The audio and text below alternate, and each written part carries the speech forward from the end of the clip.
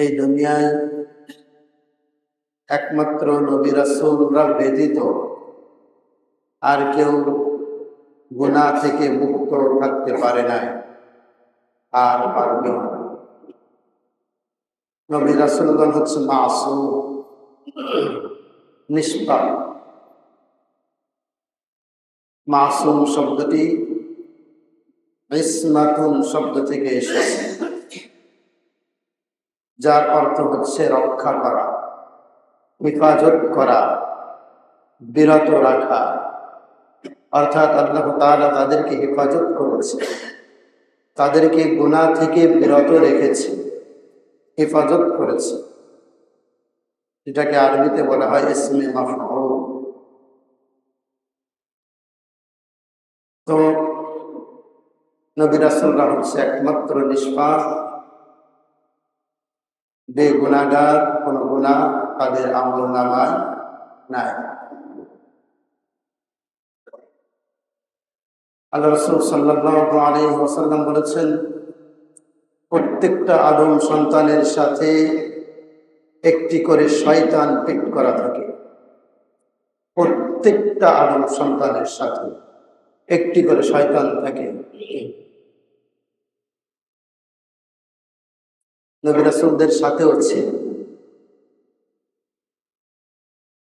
কিন্তু আল্লাহ রাসূল সাল্লাল্লাহু আলাইহি ওয়াসাল্লাম বলেছেন, আমার সাথেও একটি শয়তান ছিল, কিন্তু ফাইন্নাহু আসলামা লি, সেই শয়তানটি আমার কাছে আত্মসমর্পণ করেছে, সে আমাকে দিয়ে খারাপ কাজ করায় না। ফাইন্নাহু আসলামা লি, বরং সে মুসলমান হয়ে গিয়েছে। সুবহানাল্লাহ।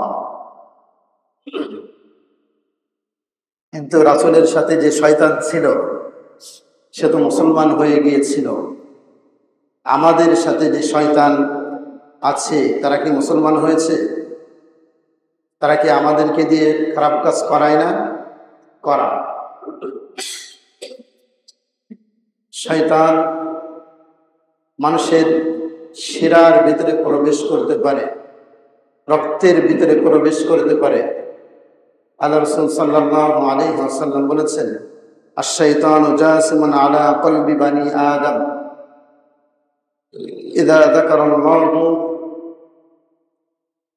যাকারাল্লাহু খালাসা, ওয়া ইযা যাকারাল্লাহু ওয়া ইযা গালাবা ওয়াসওয়াসা। অর্থাৎ শয়তান মানুষের কলবের চতুর্পাশে যে কোনো এক পাশে গিয়ে অবস্থান করতে পারে এবং করে। আশ-শাইতানু জাসিমুন আলা কলবি বানি আদম, শয়তান মানুষের কলবের ভিতরে অবস্থান করে, বসে থাকে, গাপ্পি মেরে বসে থাকে। ইযা যাকারাল্লাহু খালাসা ওয়া ইযা গালাবা ওয়াসওয়াসা। মানুষ যখন ভালো কাজ করে, নেক কাজ করে, ইযা যাকারাল্লাহ, জিকির করে, অর্থাৎ আল্লাহর ইবাদত করে, ভালো কাজের ভিতরে লিপ্ত থাকে, তখন ওই শয়তান ওই কলবের পাশে আর অবস্থান করতে পারে না, সে দূরে সরে যায়। ওয়া ইযা গালাবা ওয়াসওয়াসা। আর মানুষ যখন বেখেয়াল হয়ে যায়, অমনোযোগী হয়ে যায়, উদাসীন হয়ে যায়, ঠিক তখনই এসে শয়তান তাকে ওয়াসওয়াসা দিতে থাকে। ওয়া ইযা গালাবা ওয়াসওয়াসা, যখন সে অমনোযোগী, বেখেয়াল হয়ে যায়, আড্ডাবাজির ভিতরে লিপ্ত হয়ে যায়, ঠিক তখনই শয়তান কলবের পাশে অবস্থান করে, সেখান থেকে সে তাকে ধোঁকা দিয়ে আরো বড় বড় খারাপ কাজ করার জন্য তাকে উদ্বুদ্ধ করে থাকে। শয়তান আমাদেরকে দিয়ে খারাপ কাজ করায়।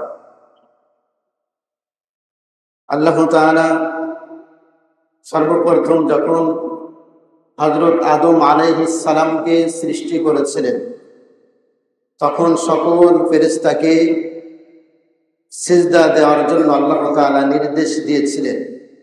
এই কথাটি সকলে শুনেছেন কিনা? শুনেছেন তো? وَإِذْ قُلْنَا لِلْمَلَائِكَةِ ইসজুদু লিআদম। আল্লাহ তাআলা সকল ফেরেশতাদেরকে নির্দেশ করলেন, ফাসজুদু লিআদম, আদমকে সিজদা করো। ফাসাজাদু, সাথে সাথে সকলে আল্লাহ তাআলার নির্দেশ পালন করলেন, ইল্লা ইবলিস, ইবলিস ব্যতীত। তার মানে সেদিন সকলে আল্লাহ তাআলার নির্দেশ পালন করেছিলেন, আদম আলাইহিস সালামকে সিজদা করেছিলেন, কিন্তু ইবলিস এই বেচারা সিজদা করে নাই। এখন প্রশ্ন হচ্ছে,